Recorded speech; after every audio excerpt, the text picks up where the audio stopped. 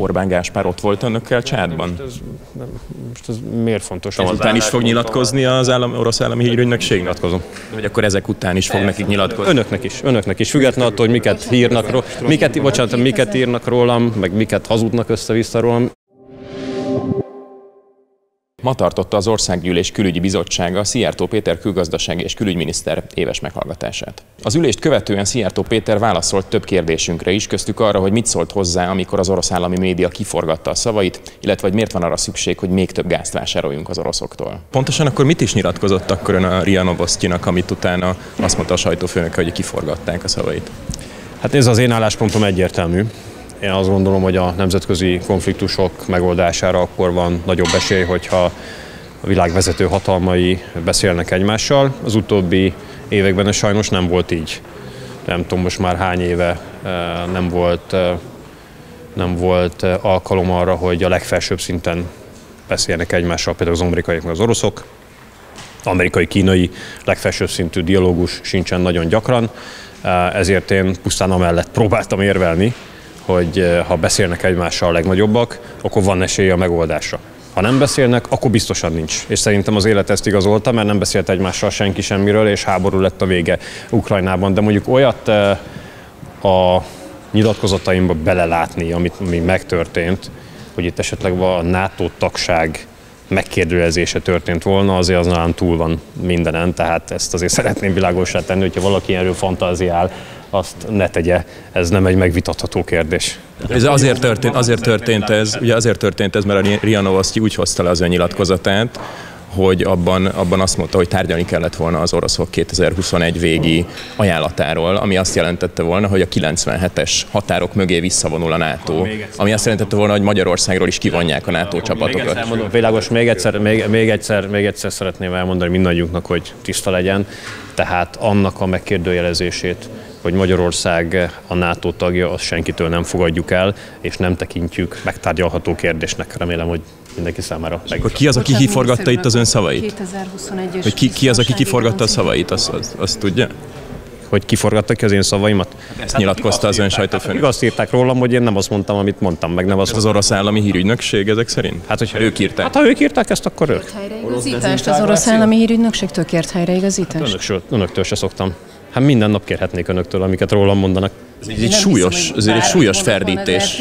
Egyetértek, ez egy nagyon súlyos ferdítés. Nyilatkoztunk, elmondtuk a véleményünket. Én minden esetben ezt szoktam általában követni, hogyha valaki olyat ír rólam, vagy olyat lát bele a mondani valóban, ami nem volt, vagy amit én nem gondoltam, vagy nem mondtam, akkor elmondom még egyszer. Itt is talán a Máté elmondta, szerintem világosan, most én elmondtam itt önöknek. Az orosz hírügynökségnek elküldték ezt a közleményt, amiben jelezték, hogy félreértett? Megtörtént. Lehozták? Nem tudom, nem foglalkozom ilyen kérdésekkel. Az orosz nagykövetet bekérették már az orosz nagykövet? De miért a luxemburgi nagykövetet be szoktam kéretni, amikor önök valami hazugságot állítanak rólam? Nem. Az orosz nagykövet. Az orosz nagykövetet bekérették? De miért kérettem volna be? Mert az állami hírügynökség az kiforgatta az ön szavait. Igen, de ezt nem a nagykövet forgattak ki a szavaimat, nagykövetnek, nekem nincsen dolgom ebbe az ügybe. Ebbe az ügyben önökkel volt dolgom, meg ezek szerint az orosz állami hírügynökség, amit elrendeztünk. De ezt az állami hírügynökség nem független az orosz államtól. Ne várják már tőlem, hogy tényleg sajtómenedzsment kérdésekkel foglalkozzak. Önök most megint megkérdezték tőlem, megint elmondtam. Után is fog nyilatkozni az orosz állami hírügynökség? Nyilatkozom. Hogy akkor ezek után is fog nekik nyilatkozni? Önöknek is. Függetlenül attól, hogy miket írnak rólam, meg miket hazudnak össze-vissza rólam, önöknek is nyilatkozom. Hát ne vicceljenek, örömmel itt állok most is önök előtt. Úgyhogy... Bocsánat, ne haragudjon, de tisztába tehetjük a kérdést, hogy akkor a 2021-es orosz biztonsági garanciák elfogadásával elkerülhető lett volna a háború? Ugye ezt a kérdést tették fel. De én ezt soha nem, ne haragudjon, most akkor rendeljen be a luxemburgi nagykövetet. Megint olyan dolgokat lát a nyilatkozatomba, ami nem hangzott el, és nem is gondoltam ilyenre. De ki mondott ilyet? Ne arra, ki mondott ilyet? Én csak a kérdést teszem fel, amit az orosz állami hírügynökség is feltett önnek. De mondtam én ilyet? De megteszi, hogy válaszol, hogy elkerülhető lett volna a háború a 21-es moszkvai béke terve. Én továbbra is azt gondolom, hogy az a helyes, hogyha a nagyhatalmak beszélnek egymással. De hogyha önök ebbe belelátják azt, hogy én ezzel azt is mondom, hogy az egyik fogadja el egyoldalúan a másiknak az igényeit, vagy akár csak egy picit is fogadja el, akkor az hazugság. Mert én nem gondolom ezt. Én azt gondolom, hogy a nagyhatalmak között, ha van egy folyamatos kommunikáció, az meg tud oldani, vagy van esély arra, hogy megoldjon bizonyos dolgokat. Egy ilyen megbeszélés például zárulhat azzal, hogy azt mondja az egyik a másiknak, hogy 100%-ban elfogadhatatlan, amit mondasz. Minden elfogadhatatlan abból, amit felvetsz. De ez egy kommunikáció. Strasbourgban Orbán Viktor miniszterelnök úr még a sajtótájékoztatóján arról beszélt, hogy olyan környezetet próbálna Magyarország, vagy erre próbálna rávenni a partnereit és a tagországokat, hogy olyan környezetet teremtsenek, amiben Oroszország és Ukrajna tárgyalóasztalhoz lehet, hát oda lehet hát őket. Na jó, igen, de világos, csak hogy ezt milyen eszközökkel. Tehát, hogyha van egy ilyen gondolat, akkor a magyar kormány ezt milyen eszközökben látja, hogy ez kikényszeríthető, ezek gazdasági, katonai, milyen jellegű eszközökkel lehet tárgyalóasztalhoz ültetni. Szerintem reálisan most, ami olyan helyzetet tudna létrehozni, hogy az oroszok és az ukránok leüljenek egymással, az csak az óceán túlpartján tud előállni. Tehát én most nem látok arra lehető vagy esélyt egyelőre, hogy Donald Trump választási győzelméhez képest valami más olyan nemzetközi esemény történjen meg, ami ezt a két oldalt leültetni egymáshoz egy asztalhoz. És azért gondolom ezt, mert hallom az európai külügyminisztereket minden hónapban, ugye egyszer van tanácsülésünk. És most az hangzott el például hétfőn, hogy azért nem jó ötlet az, hogy üljenek tárgyalóasztalhoz, mert jelenleg az ukránok szempontjából a helyzet rossz. Bocsánat, végigmondom, és utána nyugodtan kérdezem. Csak azt akarom mondani, hogy ez viszont szerintem az bizonyítja, hogy az eddigi stratégia helytelen volt. Mert ha az eddigi 1000 napos stratégiának az a végeredménye, jelenleg legalábbis, az ukránok olyan rossz helyzetben vannak, hogy nem tudnak tárgyalóasztalhoz ülni, vagy nem lenne jó az ő szempontjukból, vagy mások szempontjából asztalhoz ülnek, az azt jelenti számomra, hogy rossz volt az eddigi stratégia, tehát meg kell próbálni egy másikat. Tehát én azt gondolom, a kérdésére röviden válaszolva, hát a stratégia, amit a nyugatiak jelenleg folytatnak, az, hogy minél több fegyvert küldjenek, meg engedélyezzék a hosszú hatótávolságú használatát a fegyvereknek. Az, hogy ne fegyvereket szállítsunk, hanem üljenek végre tárgyalóasztalhoz. De mitől ülnek tárgyalóasztalhoz, ugye innen indult a kérdés? Hát, de most nézem, mivel nem mi vagyunk a háborúzó felek, hála a jó Istennek, mi csak egy külső szemlélő álláspontját tudjuk megfogalmazni. Szerintünk az lenne a helyes, hogyha tárgyalóasztalhoz ülnének. Miért ülnének tárgyalóasztalhoz? Mert például akkor nem halna meg több ember. Szerintem ez elég. Miniszter úr, a német hírszerzés vezetője múlt héten egy bizottsági meghallgatáson azt nyilatkozta, hogy az oroszok azok a 1990-es érdekszférájuk visszaállításán dolgoznak, folyamatosan emelkedik az orosz titkosszolgálati műveletek száma, és 2030-ra készen állhatnak arra, hogy fegyveres konfliktust is indítsanak Európával szemben. Erről mit gondol? Hát szerintem kevés vagyok én ahhoz, hogy a német hírszerzés vezetőjének véleményével itt most nekiálljak vitatkozni egy bizottsági meghallgatás után, vagy azt kommentáljam. Én azt gondolom, nem minősítve az ön által említett urat, mert még szóval nem akarok én vele vitázni, nem is ismerem, meg nem ismerem mélységében ezt a nyilatkozatot, amit most volt kedves említeni. Én azt gondolom, hogy Oroszország részéről egy meglehetősen logikátlan és önveszélyes lépés lenne a NATO bármely tagországának megtámadása. Azt is mondta, hogy az oroszok jelenlegi legfontosabb célja, hogy aláássák Ukrajna nyugati támogatását. Hát ezt nem tudom, hát biztos tudja. Hát... Erről mit gondol? Valóban ez lehet az oroszok célja? Hát de most, hogy is mondjam, van bármifajta jelentőség annak, hogy mit gondolunk erről. Szerintem segíti az oroszok céljait az, hogy gyengül Ukrajna támogatottsága a nyugati társadalmakban ön szerint? Miért gyengül? Nem tudom. Závecmai felmérése szerint annyiban igen. Ezt hagyjuk is szerintem. Rendszeresen elmondja, hogy a magyar kormány az nem támogatja azt, hogy fegyverrel támogassák a nyugati országok Ukrajnát. De ennek mi köze az oroszokhoz? Hát, hogy a német hírszerzés vezetője szerint az oroszoknak ugyanez az érdeke. De mi ezt nem az oroszok miatt gondoljuk így, hanem magunk meg Európa miatt. Tehát szerintem szokjunk ahhoz hozzá, hogy vannak, akik úgy akarnak láttatni minket, meg vannak, akik úgy akarják láttatni a külpolitikát, hogy más szemszögén keresztül kell döntéseket hozni. Én ezt mindig visszautasítottam. Ez 10 éve, amióta a külügyminiszter, ezt visszautasítom.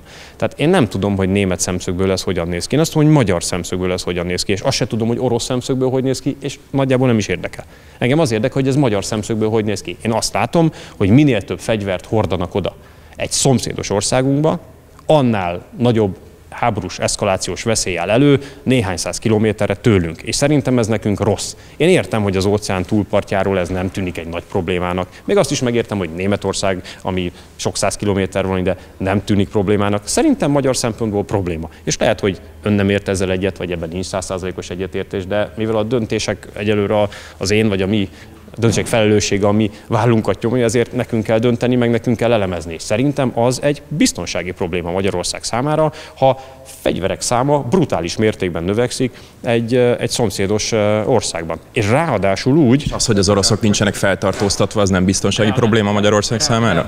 Ráadásul úgy probléma szerintem, hogy a dolog az nem eredményes, mert hogyha eredményes lenne, akkor nem hangozna el az a válasz a mi stratégiai javaslatunkra, hogy azért nem lehet tárgyalni, mert Ukrajna rossz helyzetben van a csatatéren. Miért mondja, hogy nem eredményes? Hát a háború kezdetén sokkal rosszabb volt az ukránok helyzete, Kijev alatt voltak az oroszok, és azóta sok területet sikerült felszabadítani az ukránoknak. Azért nem eredményes, mert szerintem az eredmény az lenne, hogyha nem lenne háború. Szerintem az eredmény az lenne, hogyha sok százezer vagy millió ember életet meg lehetett volna kímélni. Az eredmény lenne. Hát az, ami zajlik, az most szerintem nem eredmény. A gázbeszerzésről kérdezném még, hogy az utolsó negyed évben megnövelt mennyiséget vásárol az oroszoktól a magyar állam. Miért van erre szükség? Hogy ez a következőképpen néz ki. 2021-ben kötöttünk egy hosszú távú gázvásárlási szerződést. Voltak, akik ellenérveltek, voltak, akik mellette. Én azt gondolom, hogy egy olyan ország számára, amelynek nincsen nagy saját forrása, ráadásul szárazföld által körül van zárva, tehát rá van utalva másokra. Ott az ellátásbiztonságnak egy alapvető eleme az, hogy legyen hosszú távú szerződése. Ezek a kiegészítő kereskedelmi szerződések, ezek olyan kereskedelmi ügyleteket tesznek lehetővé, amelyek csökkentik a megvásárolt gáz átlagárát. Tehát ezeket azért kötjük folyamatosan, vagy havi, vagy negyedévi jelleggel, hogy a gáz ára, amellett, hogy biztonságban vagyunk, mert jön, amellett a gáz ára versenyképes legyen regionális és kontinentális összehasonlításban is. Tehát ez nem egy újdonság. Ez most olcsóbb, amit most veszünk az utolsó negyed évben. Olcsóbbá teszi az egészet, így van. Olcsóbbá teszi az egészet. Mi történik ezzel a gázzal? Ez tovább értékesítik? Csak mert, hogy... Ez kereskedelmi tevékenységnek a tárgyát képezi, így van. Így van. Ugye nekünk van egy igényünk, ugye ez ugye nagyjából, hát mennyi most a magyar gázfogyasztás, 8,5 milliárd körülbelül köbméter évente, ugye ez csökken, volt 10 is, most éppen 8,5-9 körül van. És amit ezen felül ugye az MVM megvesz, azt kereskedelmi tevékenysége keretében értékesíti, és mivel az MVM szerzi be a hosszú távú szerződés értelmében is a földgázt, ezért ugye nála válik versenyképes áruvá a gáz, ezért csináljuk ezt. Most ami a leválást illeti, ugye itt ugye a forrás cserének vagy leválásnak ugye szerintem két oka lehet. Egy, hogy mondjuk elégedetlenek vagyunk az adott együttműködéssel, kettő, hogy van jobb. Most egyik sem áll fenn egyelőre. Csináljük, megcsinálták. Tehát mit? Hát a leválást az orosz gázról. És jobb lett? Azt én nem tudom, de leváltak. Igen, de majd tegye föl nekik a kérdés, hogy... Nem finanszírozzák mondjuk Putyin háborúját, amiben azért néha előfordul, hogy gyerekkorházakat is lebombáznak. Ki finanszíroz, de most nézd, hát persze előjöttünk ilyenekkel, a propagandasok. Hát ugye nem én jövök elő ezzel, hanem azok az országok, amik leválnak az orosz gázról, azt szokták mondani indokként, hogy nem akarják támogatni az orosz államot pénzzel. Igen, persze, mert jól hangzik, de meg valaki ezt várja el tőlük, de azért azt majd nézze meg, hogy akik ezt mondják, azok nem vesznek-e véletlenül egy harmadik országon keresztül orosz kőolajat meg földgáz. Mert én jobban tisztelem önöket annál, hogy most feladatokat adjak, meg nincs is rá jogom, meg lehetőségem, de azért azt megnézném, hogy az hogy fordulhat elő, hogy 3-szorosára nő az európai kőolajimport Indiából, miközben nagyjából 20-szorosára nő a kőolajimport Oroszországba. Hogy fordulhat elő az, hogy 110%-kal nő egy nyugati ország orosz LNG vásárlása fél éven belül. Tehát ott mondjuk, amikor legalább leírják azt, hogy mi micsoda egy elbaltázott módon csináljuk az energiapolitikánkat, és micsoda módon kiszolgáltatjuk Oroszországnak, és milyen orosz ügynökök vagyunk személyesen is, akkor legalább tegyék azt mellé, hogy közben Franciaországban meg 110%-kal nőtt az orosz LNG beáramlás. Csak akarom mondani, de még egyszer mondom, tehát ne fogja ezt föl ilyen dogmatikusan, mert a kérdésem az, hogy van-e jobb? Van-e jobb, van-e olcsóbb, van-e megbízhatóbb? Na, hát akkor nézzük ezt. Azeri vagy katari gáz, igaz? A helyzet az, hogy a gáz egyelőre lábon nem tud menni.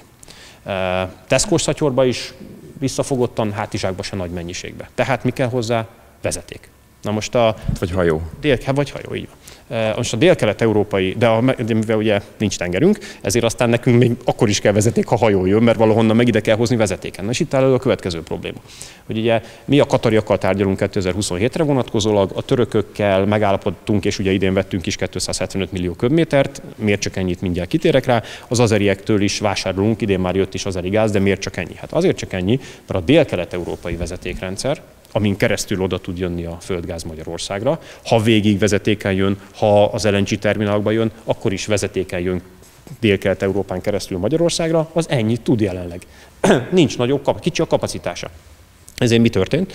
A bolgárokkal, románokkal, szerbekkel, szlovákokkal, görögökkel közösen az Európai Bizottsághoz fordultunk. És kértük tőlük, hogy finanszírozzanak olyan beruházásokat, amelyekkel megnöveljük ezt a kapacitást, hogy tudják, mi volt a válasz. A válasz az volt, hogy mivel a földgáz szerintük 10 év múlva már nem lesz a nemzeti energiamixek része, ami vagy így van, vagy nem, de mivel szerintük 10 év múlva ez nem lesz a nemzeti energiamixek része, és sajnos az Európai Unió ilyennek a finanszírozásában nem tud részt venni. Egyenlítő Guineában járt múlt héten, és ott találkozott az ország alelnökével.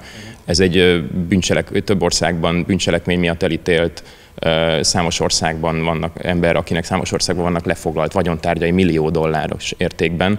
Remélem, hogy a jogi eljárások majd eredményesek lesznek. Milyen előnye származik a magyar embereknek abból, hogy ön Egyenlítő Guineában gyakorlatilag egy bűnözővel tárgyal?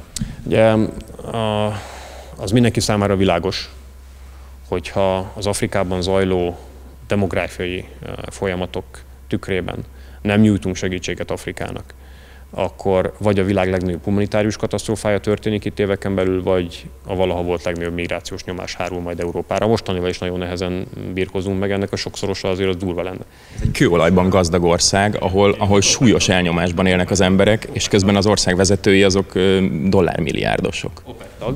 Ez kétségtelen.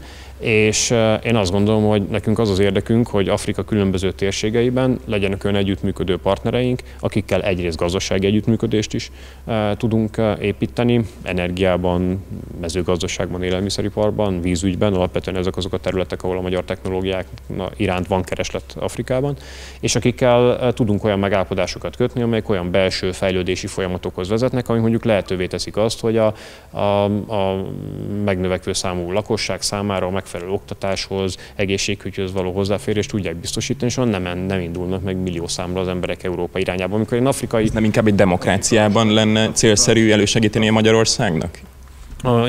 Ebben az országban az ország vezetői azok ellopják a közvagyont. Én, ha bárhova megyek, én soha nem, tehát az én látogatásomat bármilyen országban kérem, ne értelmezzék belpolitikai szempontból, és ne értelmezzék állásfoglalásként az adott ország belső viszonyainak tekintetében. Annyit még el tud mondani, hogy milyen szerepe volt Orbán Gáspárnak a csádi misszió eltervezésében, és valóban ott volt önnel Csád fővárosában a miniszterelnök fia? Saját szerepemet tudom elmondani önnek. Ott volt önnel Orbán Gáspár, amikor Csádban járt? Az pedig, hogy ő egy más... Tehát én a külgazdasági és külügyminisztériumért és annak munkatársaiért felelek, tehát én erről tudok önöknek beszélni, és én azt hiszem, hogy a Csáddal való együttműködésünk az nagyon fontos, mert... És Orbán Gáspár ott volt önökkel Csádban? Most ez miért fontos, vagy most ezt... Hát a miniszterelnök fiáról beszélünk. Szerintem az, hogy a miniszterelnök fia hova megy, meg hova nem, ez ebből a szempontból most nézzük. Tehát én értem, hogy a miniszterelnök urat, meg a fiát is itt szájára kell venni egyeseknek, de én ezt nem tartom. Szerint nincs jelentősége annak, hogy egy ilyen hivatalos delegáció tagjaként a miniszterelnök fia is megy valahova? Én azt gondolom, hogy itt munka van. Tehát itt el kell végezni egy munkát, ezt a munkát elvégeztük egy delegációval, amit éppen én vezettem, akkor azóta volt más delegáció, és ott azt vezette más, meg voltak benne mások, úgyhogy szerintem ennek. Akkor nem válaszol arra, hogy ott volt-e Orbán Gáspár? Annyi mindenre válaszoltam már. Na, nagyon szépen köszönöm a lehetőséget, örülök, hogy itt lehettem, találkozunk majd. Nagy interjúra is a Telexhez, hogyha szívesen, igen. A Máté? Máté a Jó, jó.